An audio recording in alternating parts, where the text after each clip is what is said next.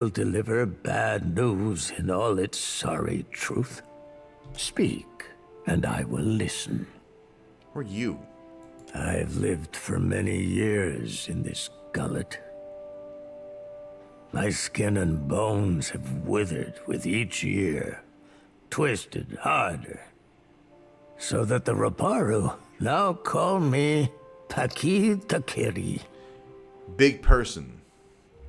Uwana for big person, the Pakitakiri is a role within Uwana tribes for the purpose of resolving civil disputes.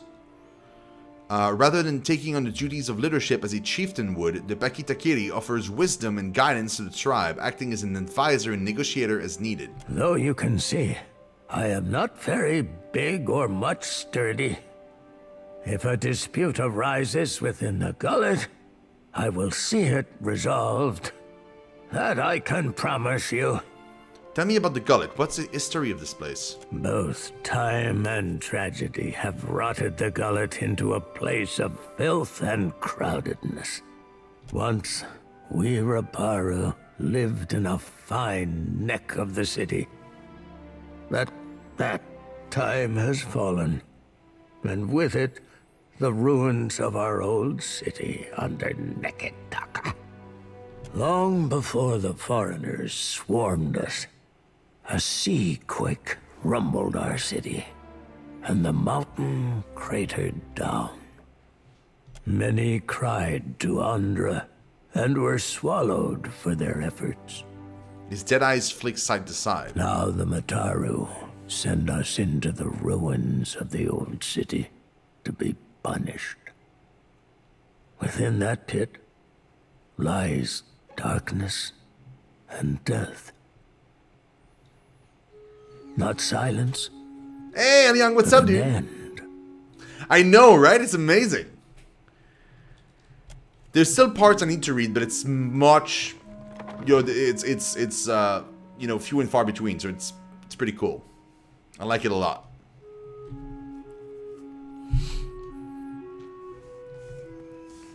Okay, all that sucks for him. Telly's home. Let's go in. Let's see what we find.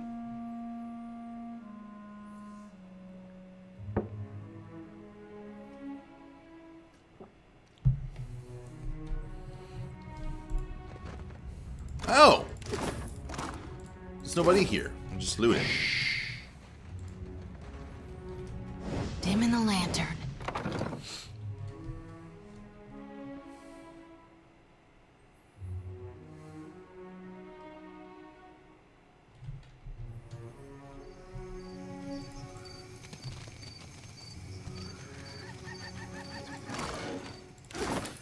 Petley's Sanctuary.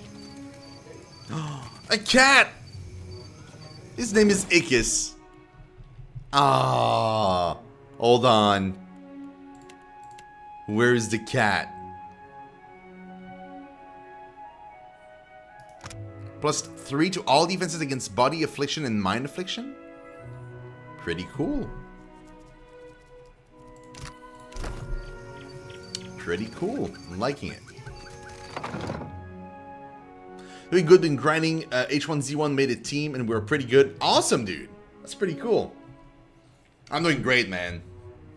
Doing super great. Okay, Tilly. The flasks are empty, but for the crusty reside of used up medicine.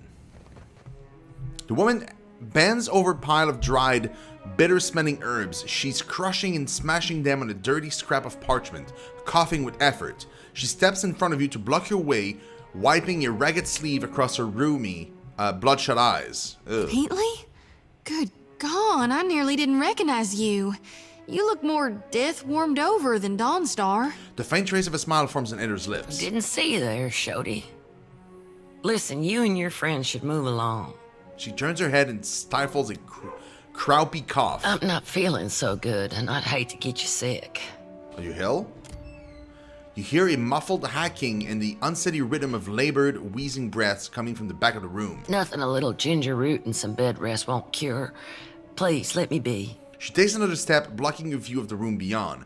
The herbs on the table gives off an odor that scratches at your throat. Oh, I don't have enough alchemy. Are you serious? Oh, just barely. I hear people coughing in the back. She shakes her head and sighs. It's hard to keep them quiet. She lets loose with another fit of coughing, loud enough this time to echo in the small dwelling. She finishes and wipes a fleck of blood from her mouth. There's some sick Raparu in the back. Not much I can do for them now besides keep them comfortable. She looks at a crimson speckle on her wrists. And hidden. Is that wise? Keeping a room full of sick people in the most crowded district in the city? He glances around as if he can see noxious vapors in the air. It's better than leaving them to wander the district. I can give them Yeah, a we can have dignified pet. death, Yeah, absolutely. if We nothing can. else. You can have so many pets in this game. Tons of pets. I was told you may be able to help with the food shortage in the gullet. We tried, but the one away is prize share, meaning anything we'd give these people has to go through the palace. Best I can tell, our food went to the queen's table, assuming it didn't rot in the storehouse first.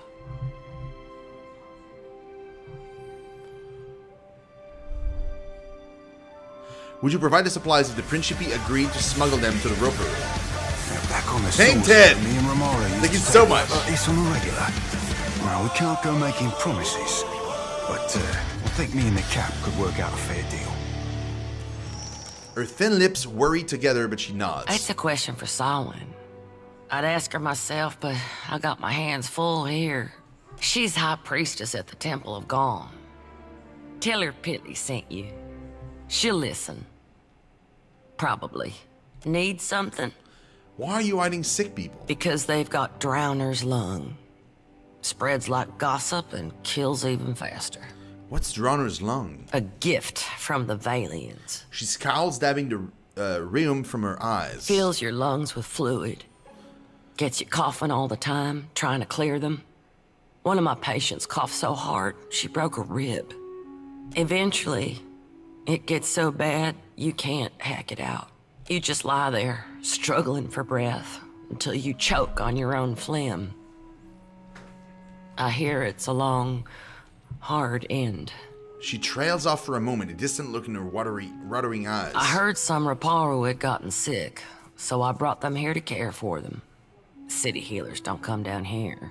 She frowns and gives her nose a vicious swipe. Realized what it was when I heard the rattle in their chests, the way they gasped for air. She wipes the back of her hand on her legs and shudders. Only cure is an elixir made with pine seed oil. It costs a lot, though not nearly as much as an epidemic. Still, if news of this outbreak gets out, these poor souls will get tossed into the old city. No one with any money in Nekataka spends it on the Raparu.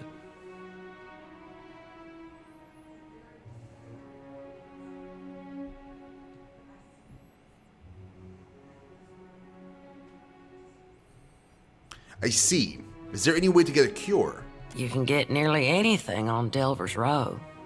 Only trouble is finding it, and paying for it. Unfortunately, the children of the Dawnstars don't have many connections in this part of town. She turns away, whooping and hacking into her arm. And I know you got your share of enemies on that side of town. What interest do the children of the Dawnstars have in the gullet? About the only honest one. The Raparu here are treated like garbage. Even made to eat garbage from that scrap heap opposite the lift. She shakes her head. Not that I need to tell you. And Dario and his Principe scum took advantage of the neglect down here to set up the black market on Delver's Row. Go on. All the while, the gullet gets more crowded as tribes from the other islands come to Nekataka. Some are driven from their homes by pirates, raiders, even trading company thugs. Her eyes darken. Others hear stories of the foreign wealth pouring into the city. What they don't realize is most of it flows between the foreigners and the palace. She makes a circular motion with her fingers. Then maybe Delver's Row spread some of their wealth down here. That's what Dario and his people say. They recruit Raparu to sneak things from the docks, report on meetings between traders. I can't blame the Raparu. Not when the alternative is eaten from a trash pile.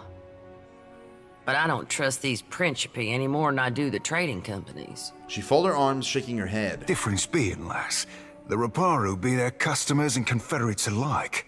To the company bilge barnacles, they be only product. He taps the end of his snout. And whenever the city authorities finally crack down, the Raparu will be caught in the middle. So the Downstars are helping out. As best we can. Most of us came from Raed Saris after the Vorlis Plot and the Saints War. Or we were born to families that did. We remember what it's like to scrape by. Her eyes strayed to the stained and spotted floor for a long moment. Some days, I think maybe this is why Aethys brought us to Deadfire. So we can do some good. Other days, I'm too damn tired. She arches her back, popping her spine. Dude, I will get you your medicine.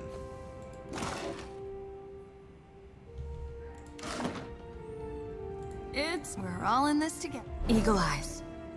You need this? I'm with you. Scrawled prayers, some in Wana script, are stashed in the shrine. We're all in this. A bitter-smelling sludge fills the cup. Feverish Raparu, ailing Raparu. I shall be discreet. I'm gonna get you your medicine.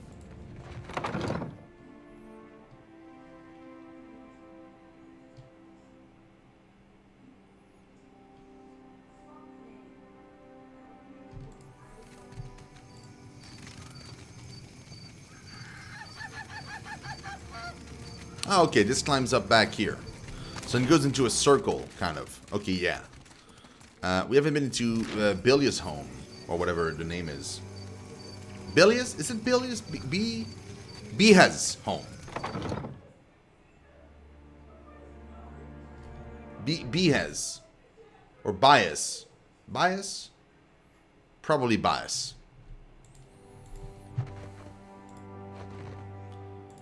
A knight's foot and an heavy Nothing? At all? Probably for a quest then. Probably for a quest later on.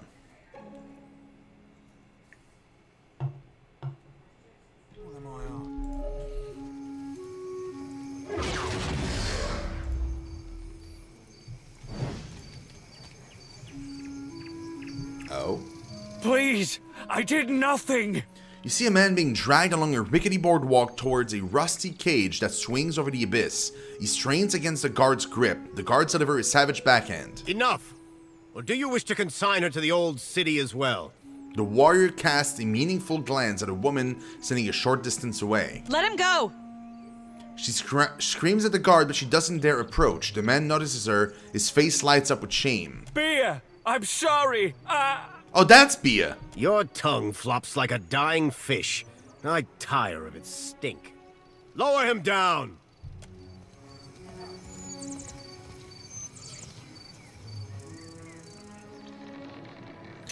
The guards drag the Roparu into a metal cage and lock him inside. He shouts and rattles the bars as it's lowered over the edge of the platform. Eventually, his screams are lost to the depths. May Tangaloa devour your souls, you cold-blooded eels.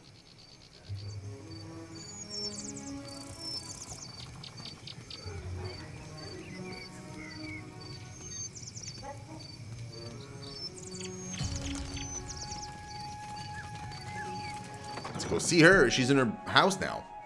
I knew it was for a quest. Didn't I just call it? Oh, there's Kid now in there. Not enough for you? I didn't take anybody.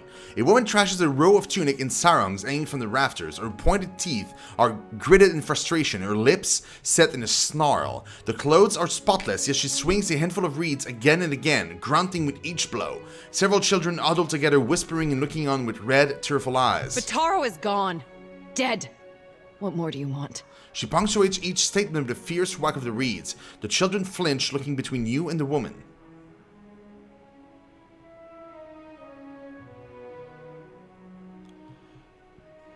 Are you alright? She looks at you for the first time. A fraction of her anger burns off. Forgive me. I thought you were one of the foreigners who sent him away. Outsiders here always go to the tavern. The village was not like this. Why does Queen Onikaza not send the foreigners away?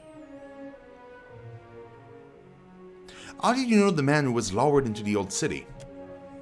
One of the children starts to say something, but Biha shoots him a sharp glare. She turns back to you, arms crossed, gripping the reed bundle tightly. Bataro is punished already, I say.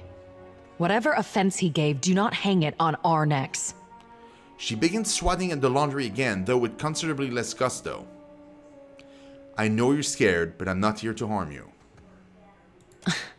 We say the only thing that live in these depths are ghost eels. And fish eaten by ghost eels. Which are you? She turns away from you, striking the sarong harder and harder. The traders say they bring riches in their big ships. The fabric pops and snaps beneath her fury. Sweat is flying, spattering the clean sarong. But what reaches the gullet? Only crime and sickness, I say. She pauses to take another couple of swings at the sarong.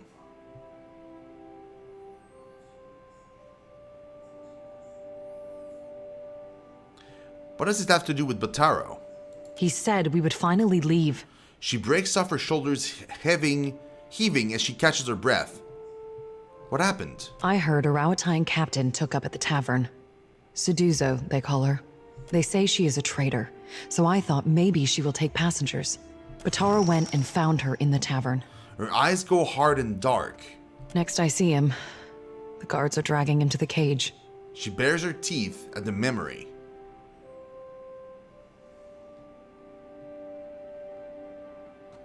Sedusu will listen to me or she'll taste the edge of my blades. Do not blunt your teeth on careless words. I'm not. She looks at you with the same critical eyes she's been giving her laundry, wringing and tugging the reeds. They say many Rawatine captains are women. Maybe her ears will open better to you. She looks around, taking in the hanging clothes, the adult children, and the warped and splintering wall of the shack around them. Bataro took some coin. Everything he scraped together working on the docks. When he went to bargain with the captain. I would offer it to you, but it is probably in the old city with Bataro. Or in someone else's pocket.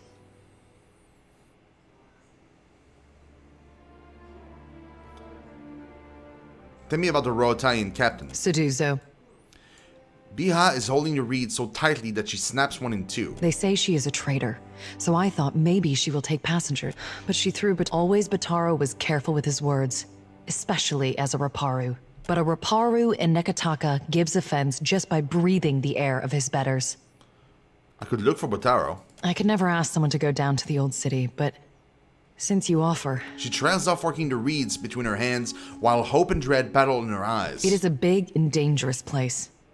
But perhaps he hid himself. Perhaps...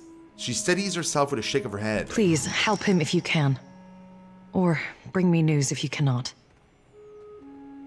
How many of you need passage to Rautai? We are 6. 3 children, 2 babes, and me. Are they all yours? Such a strange question. A Raparu child is the child of all Raparu. At least that is the way in the village where Bataro and me came from. But here, we are all strangers. No one looks in on the sick or cares for the children. Can you take a different ship?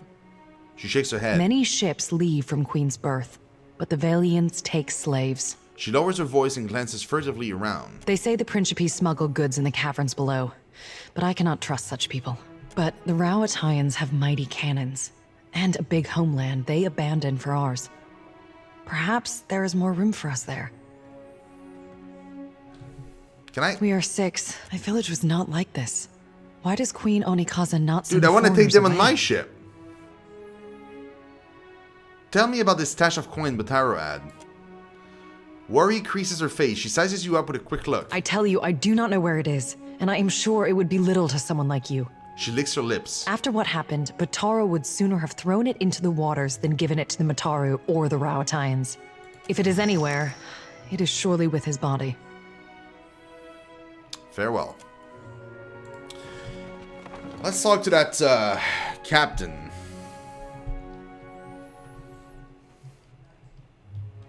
And then let's go to the old city. We got a man to bring back from the dead. Beneath the dirt and mildew, these carvings look finely detailed and very old.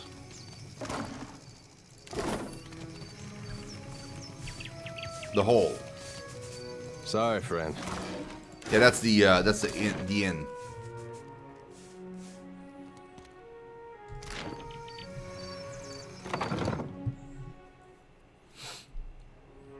get in there. We have 2 NPCs to talk to in this place, at least. Maybe more.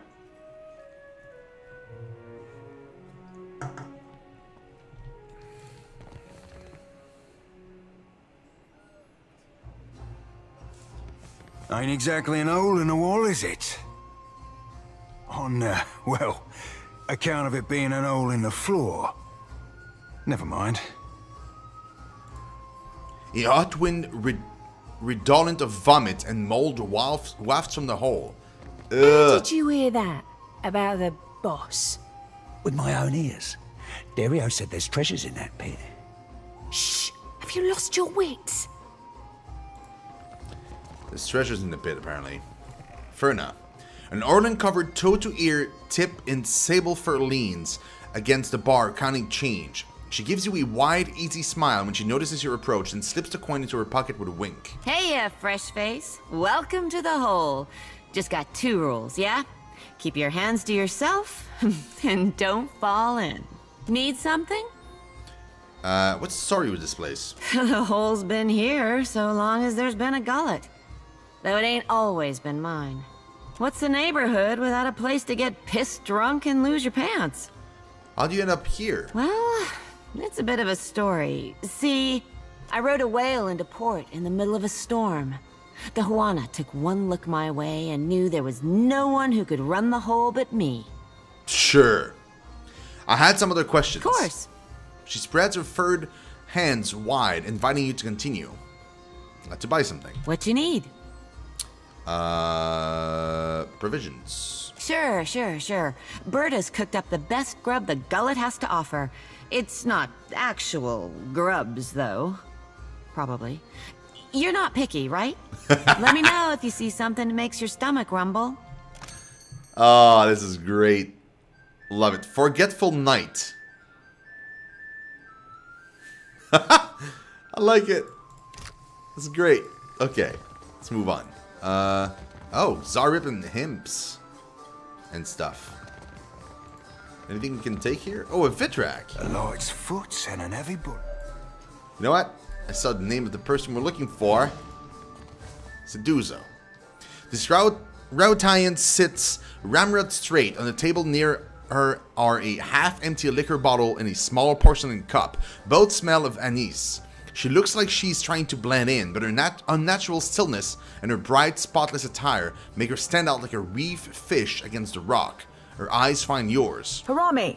I am here, Seduzo Nui. Do we expect today a local merchant?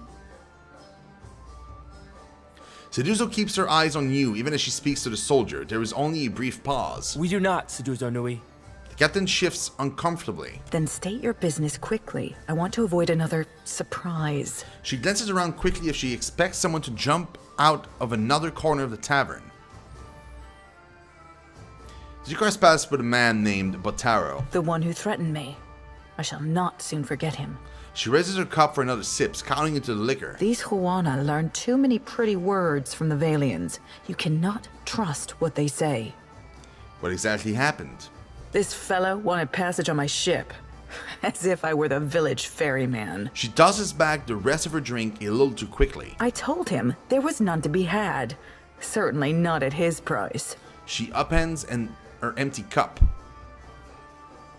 Then what? She refills her cup and sets the bottle down hard. You notice again that her hand is shaking. He told me he had coin. Lots of it. I did not believe him. How could a man who lives in a garbage heap have enough money for passage? She shakes her head. So you assumed the worst and threw him to the wolves? No, you presumptuous Adiran. I assumed nothing until I saw the swollenet. A swollenet? A marked coin. A token of allegiance. The Principi carry them. Oh, I know. I knew then that I was dealing with a pirate. I had heard they were influential in the Gullet, but I did not realize how much so. She scowls and shudders. I called for the guards, and they dragged him away. That is the last I saw of him. What's your business in Nikitaka? Nearly done, I hope. I sold a consignment of iron and cultural coral, and will return to Rauatai with vorals, merkberries, and Andra stars. She shifts her chair, tugging at her conspicuously clean and bright clothes. Are you writing that down? She raises an eyebrow at Seraphim. Nay, lass. We're merely moved to a momentary bout of verse by the beauty on display before me. He clears his throat and secretes the scrap of paper into a pouch. Irked, Shoddy runs her tongue over her teeth. She doesn't like this.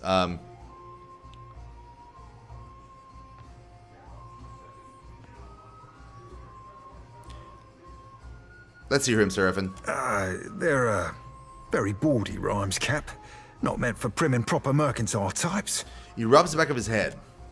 She looks at Seraphim as though he were a particularly talkative rodent. She turns back to you. Anyway, that's what brought me here.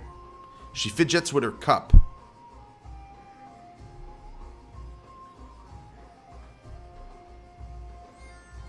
Odd that you take your business to the slums unless you're trading illegally. She sets her glass down with a loud clatter. The Royal Deadfire Company would frown on business in this district. But there's no harm if they don't know. She laughs nervously. I won't tell the Royal Deadfire Company about your dealings here, if you take Biha and the children. She tugs at her collar and looks around to see if anyone has overheard you. Very well. I could take 3 more in the hold, and no more. Orin and his crew have reserved the berths. The children are small, surely you can take more. I will already have to abandon crates of cargo to make room for these 3, plus the food and water they require. Send them to me. The sooner we leave, the better. She shifts in her chair looking around the tavern if she expects someone to jump out at her. What is your business with me? I want to find enough room for Biha and all the children. And I told you there is none. The 3 I agreed to take will barely fit in the hold as it is. Her hand tightens around her cup. Nearly done, I hope. I sold a consignment of iron and cultural coral, and will return to Rauatai with Vorals, Merkberries, and Ondra stars. I thought Rotayan operated out of the Brass Citadel. Most do. She avoids meeting your gaze, her mouth is pressed into a hard frown. What is your business with me? Nearly done. You seem nervous. Does the Royal Deadfire Company know you're trading iron. here? The Royal... What is your business with me? Okay, there's nothing I can do more than this. I don't understand why I'm unable to just offer my own ship. To ferry them wherever they need to go, you know? I have a ship. And there's plenty of place on it.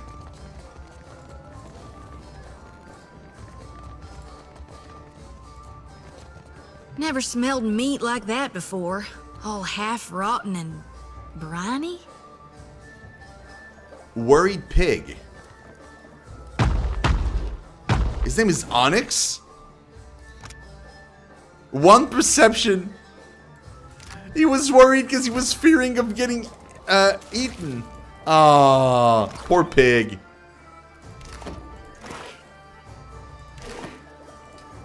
Meats of unidentifiable origin are strewn across the counter. Why do you bother me, little kith? You enjoy working here? No. She ogs a fat cupboard of spit. It lands beside the food she's preparing and splatters. Ugh. The gullet reeks of illness. The beds are too small. An imp tried to nest in my hair. And Firna, the tavern keeper, refuses to give me more than 1 day off a month. How am I supposed to hunt when I am chained to this stove? She scrunches her face into a grimace. Maybe I'll become a pirate. Get myself a bird and an eye patch. You should join my crew. How do you mean? She narrows her eyes and regards you with renewed interest. Well, we need a cook. I admire your, work. I don't work for free. She grunts. Will this satisfy you? She examines your coin for a moment. They look tiny in her giant hands, almost like a child's plaything. She shrugs. This will do. For now. She pats her meat tenderizer thoughtfully and gives you a small nod. And she just walks off. There are many things Oh, I that love it. That is so awesome, dude. For you. You need my help? Real quiet.